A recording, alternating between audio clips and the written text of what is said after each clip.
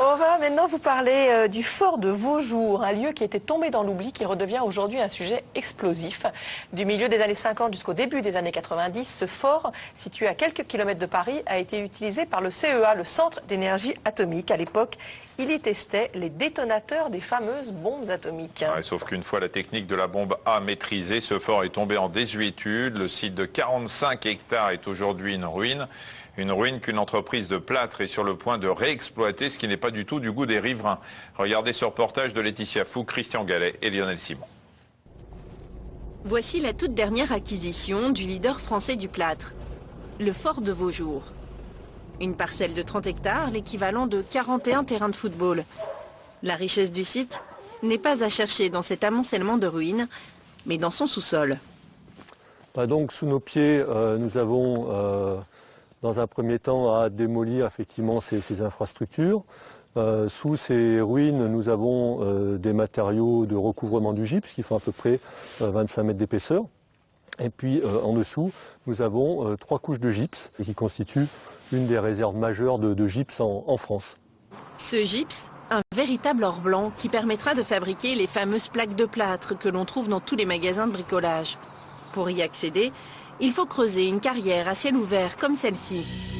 L'histoire en resterait là si ce site n'avait pas autrefois appartenu au CEA.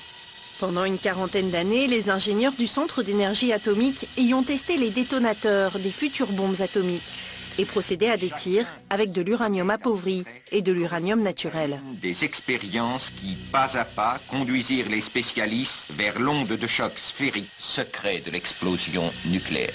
Les quantités estimées par rapport au nombre d'expériences se situent entre 1 tonne et 1,2 tonne d'uranium qui a été utilisé pour ces expériences pendant toute la durée de leur réalisation, c'est-à-dire à peu près jusqu'à la fin de l'année 91. Toutes les expériences de détonique étaient réalisées dans des casemates à l'intérieur du fort central et que toutes les dispositions étaient prises pour que les éclats en particulier qui étaient produits durant les expérimentations ne puissent pas sortir de la zone du fort central. Une version contemporaine qui colle mal avec ce document interne que le CEA a offert à ses collaborateurs après la fermeture du fort.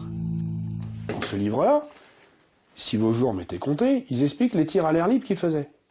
Là, on parle de 20 kilos, après on parle de 150 kilos. Dans ce livre-là, ils expliquent qu'ils faisaient jusqu'à 50 tirs par jour et qu'ils pouvaient utiliser jusqu'à 10 kilos d'uranium par tir.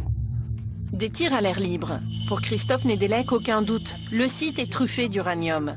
Une certitude récemment confirmée par la CRIRAD, une association indépendante d'information sur la radioactivité, qui a participé à une campagne de mesure officielle le mois dernier avec 2 autres organismes. Ce qui doit être pris en considération, c'est que 1, le site est toujours contaminé, 2, les bureaux d'études qui ont été mandatés par Placo pour étudier la contamination, l'IRSN, Burgé-Apnudec, qui sont passés ici, ont produit des rapports indiquant qu'il n'y avait pas de radioactivité anormale. Si ça, c'est pas de la radioactivité anormale, je ne sais pas ce que c'est. Donc après, nous on s'interroge. Comment nous, en 2 heures, en 2011, on trouve une contamination, et en 3 ans, tous les cabinets d'études qui ont travaillé pour le compte de Placo Plâtre, ils sont dans l'incapacité de trouver quoi que ce soit. Donc nous, on s'interroge également sur la compétence de tous ces organismes à pouvoir détecter ces contaminations pour pouvoir justement les traiter et les décontaminer. De l'uranium est-il toujours présent sur le site? Et si oui, en quelle quantité? Aujourd'hui encore, la question reste en suspens. Pourtant, en 2005, les préfectures de Seine-et-Marne et de Seine-Saint-Denis ont autorisé la mise en vente du fort de Vaujour pour qu'il soit réexploité. À l'époque, elles ont imposé aux futurs acheteurs des servitudes, sorte de mesures de précaution. Mais pour Christophe Nedelec, c'est loin de suffire. Il n'y a pas seulement que l'uranium. C'est-à-dire qu'il y a les pollutions en métaux lourds, il y a les pollutions chimiques, et en plus, il y a les munitions non explosées. C'est-à-dire qu'à chaque fois qu'ils vont creuser la terre, ils vont faire une pelletée de terre, il faudrait qu'il y ait un spécialiste en radioprotection.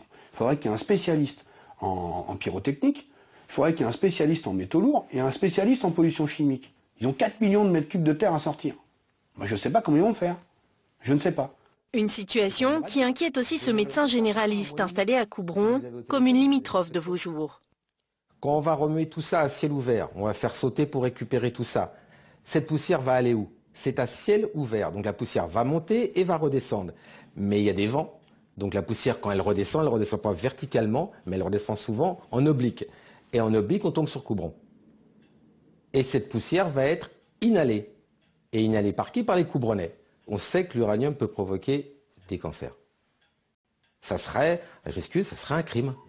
Sauf décision contraire, l'exploitation de la carrière de gypse au fort de Vaujour commencera en 2017. J'étais trignard, mais je ne connaissais pas cet endroit du tout, moi. Vous connaissiez? Du tout. On va passer à la sexo avec vous, Hélène. À 32 ans, je n'ai jamais eu de relation sexuelle. Il paraît que cela peut provoquer